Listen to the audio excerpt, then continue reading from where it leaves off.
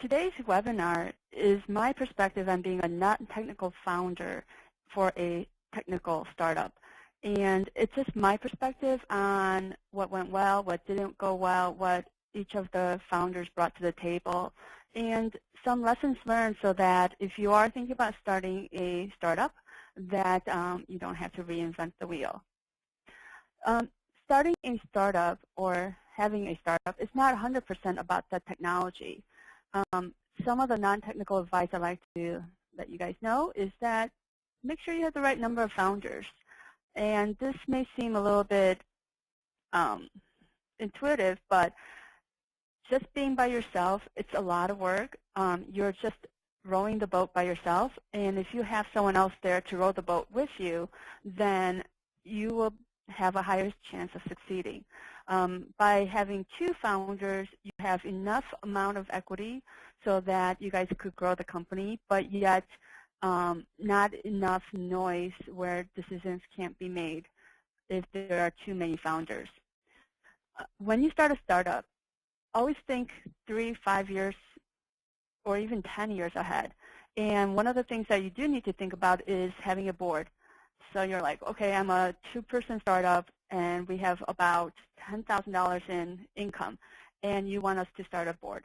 Absolutely. The board will help you look at the long vision, will help you with difficult decisions that you guys might come across, and it also allows you to have outside thoughts about where you're headed.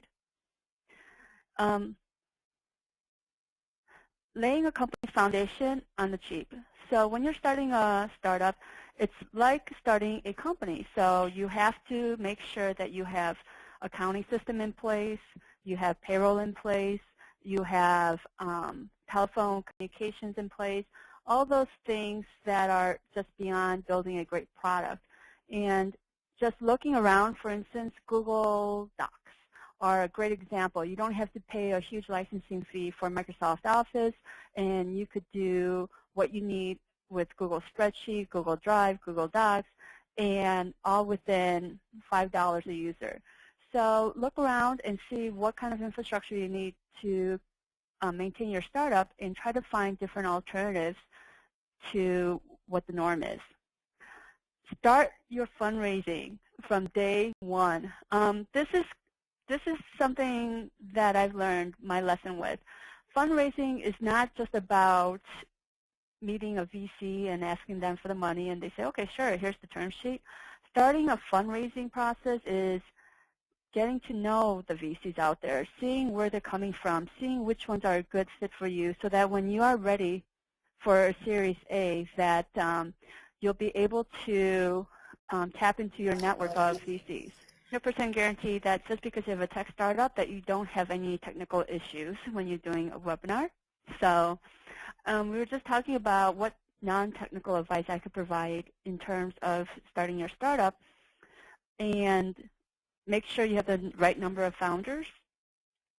Starting a board is important, and in fact, I would start a board even in the seed stage. Laying a foundation for the company is very important also, and I would do it on the cheap. For instance, Google provides a lot of apps that you could do for email, for spreadsheets that you don't have to pay the huge licensing fees for Microsoft Office. Start your fundraising immediately. When you're ready for your seed or Series A or angel investment, those are done through relationships, and you need to know who's out there, what they're looking for, and if your startup is a good fit. So while it may seem like, well, I just started my startup and it's 1 month into it, yes, definitely start your fundraising at that point.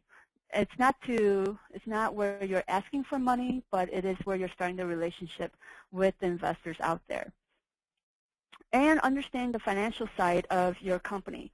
Understand how much cash you need, how much cash you use, where that cash is coming from.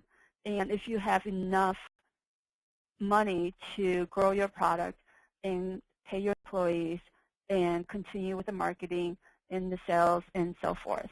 So it's really important to understand your cash flow and the ins and outs of the financial aspect of your company.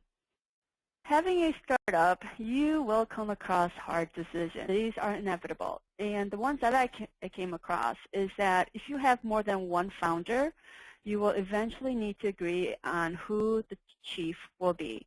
And the chief is usually the CEO and the outward-facing leader of the company. And it's going to be really difficult to come to the decision of who the chief should be, but I think it's a very important, honest discussion that needs to be taken between the founders so that there aren't any hurt feelings, that everyone has expectations, and that you guys can move on from fighting and figuring out why one person deserves to be the chief and not the other. As a founder, you will wear many different hats, but if you have more than one founder, you need to wear different hats, but let's just make sure that it's not the same hat as the other founders. Again, this is to make sure that you guys land and expand and be able to do what is in your sweet spot and not really second guess the other founder when it comes to the decisions that needs to be made. And start building your executive team immediately. Well, building your executive team doesn't really mean hire them as soon as possible. It means vet the people who are in your industry. Figure out who you want, what type of character you want for your VP of sales, VP of marketing, VP of customer experience, director of UX. Just whatever you think it would take for you to get to that next stage in your company's growth, you have to figure out who your second lieutenants or your first lieutenants would be. And always remember that while you're building a startup based on an idea, great idea does not always win. So in order for your great idea to succeed, you also need the foundation and you need the support a company needs to promote that great idea and make sure that the world knows about it. Hindsight is really 20/20, and so what I've realized that I brought to the table from my enterprise organization experience and not being a technical person is that I brought the functionality of the company to the table. So for instance, we outsource as much as possible. We try to outsource HR. We try to outsource attorneys, outsource marketing. It's just whatever you can, outsource as much so that you could save and spend the money on building your great product. Cash is king. Again, startups, you have a great idea and you're going through a great traction and you just need to land that one more customer, but guess what? When you run out of money, you have to shut the door. So cash is king, plan for it, figure out where you're going to get the next cash for your payroll or for the next 12 months. And with that goal in mind, then you could continue doing what you're doing. Don't reinvent the wheel. So in starting a startup and having a startup company, there are many aspects of running a company that has been done numerous times. Don't reinvent the wheel and try to figure out how to do it. For instance, payroll is a great example. Outsource it and expend your energy on your product. Network and seek out mentors. I don't think we do this as much as we need to. And what's really important about networking and seeking out mentors is that they could help you along. Starting a startup, you're not alone. You're not in a moat. And what you need to do is seek out, network, always talk to people and see what's out there, because with that, you'll get a lot of connections, you'll get a lot of introductions, and people are always willing to help. Why is diversity in startups so important? This is a very near and dear topic to my heart, and the reason why it came to my attention is that being in a tech startup, I would always attend security conferences or customer visits and realize that 90% of them are males, 90% of the attendees. And today you hear news stories about tech companies such as Google and Apple and Yahoo and Facebook and so forth having a dismal number of women in technology. And we have to change that. Why do we have to change it? Because with diversity, you have different ways to attack problems. If you have the same people making the same decisions over and over, then there is no innovation. There is no great thinking. And not all your customers are the same. So if you have the same people addressing your customers or talking to your customers, the conversation will always follow the same path. And as a startup, as being disruptive, that's not what you want. You want to be seen as innovative, and you want to seem as on the edge, in the forefront. And with that comes diversity. People with different backgrounds and perspectives and experiences are definitely needed. And working with women in tech groups, there's some camaraderie that comes out of it, and we all realize that women need to be more involved.